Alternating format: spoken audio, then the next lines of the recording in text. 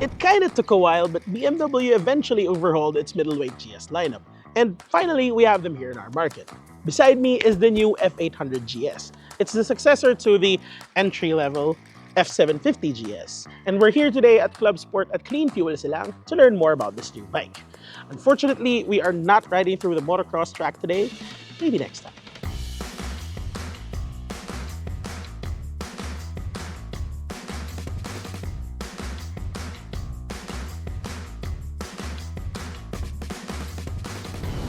Now, BMW didn't really change a lot about the design. It still has the same silhouette as before. You have this beak up front with this plastic trim here, and you have similar looking fairings, and you also have this small windscreen up top. What they did change is the colorway, and it has this nice blue, red, and white combo, which looks really, really clean. What you see underneath and here at the back, it's pretty much the same story. They didn't really change a lot. What's noticeable here is that for the grab bars, it now has a steel pipe looking thing that replaces the old plastic trim here at the back. Now, most of the changes you can find here. In the 750, you had some toys, but not really a lot of them. Here in the 800, BMW added a lot of new tech and niceties. Now, it comes with heated grips, not that you'd exactly need them if it isn't raining anyway.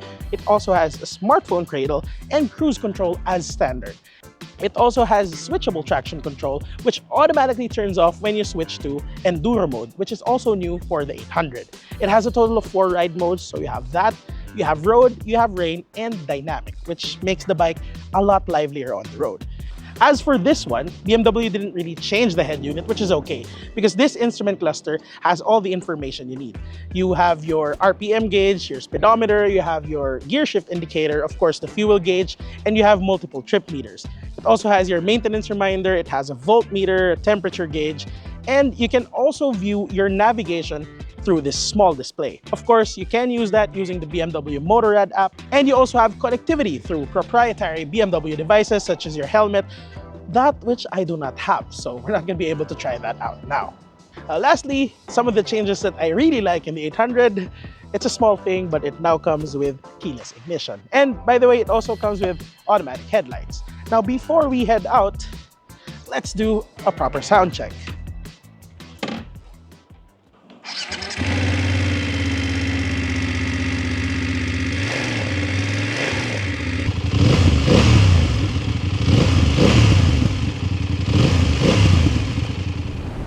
Before we talk about the engine, let's talk about the sound. I think for most riders, this stock exhaust is perfect. It's got a nice roar to it when you start it up and let it idle, and when you ring out that throttle on an open highway, it's not eardrum shattering loud. If you're not a fan of absurdly loud exhausts like I am, you'll agree that this is just right. Moving on to the engine, this one gets an 895cc liquid-cooled parallel twin that puts out 87 horsepower and 91 Nm of torque, both at 6,750 RPM. It's mated to a 6-speed manual transmission. A few things about this engine. It's just so much better than the old one, the F750 GS. It's torquier off the line, and it's just got more power across the rev range. The vibrations from the twin are still there, but the acceleration just feels a bit smoother now. The F800 GS also comes with dynamic ESA, or electronic suspension adjustment. This bike now also gets multiple ride modes that, as mentioned earlier, can be selected through the head unit.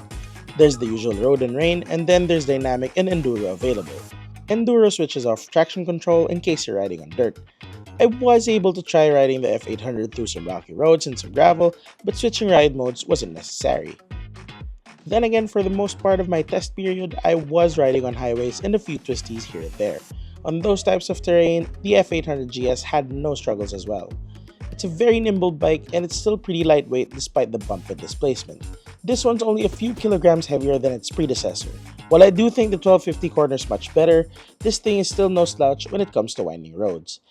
Now about that weight, while it is relatively light, it still matters a lot when you're riding off-road. So if you're not an experienced off-road rider, taking this to light trails might be a bit difficult. In traffic, it's still fairly easy to use. Like I said, it's not that heavy, and the seat's quite friendly too.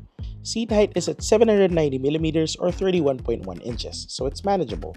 That can be lowered to 760mm or 29.9 inches or raised to 845mm or 33.2 inches. As far as fuel economy goes, I got a consistent 19 to 20 kilometers per liter in mixed conditions, but mostly riding it hard on the highway. With a more behaved hand on the throttle, I'm sure you can get better figures than that. Is the F800 a big upgrade from the F750? A resounding yes.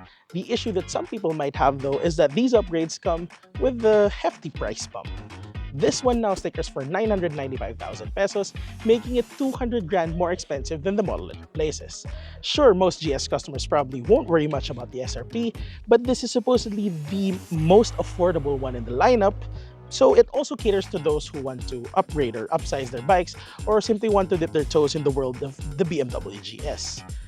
However, even though it is more expensive than before, this now comes with more creature comforts and a punchier engine in a very stylish package. It's also still very much fun and easy to handle on-road and is still a very capable off-roader at that, if not better than before.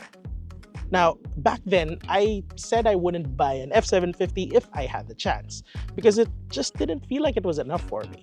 That is no longer the case for the F800, and that should also answer the question of whether or not I think this is worth the price tag. Now, as for the score, I'm gonna have to give it a solid 9 out of 10.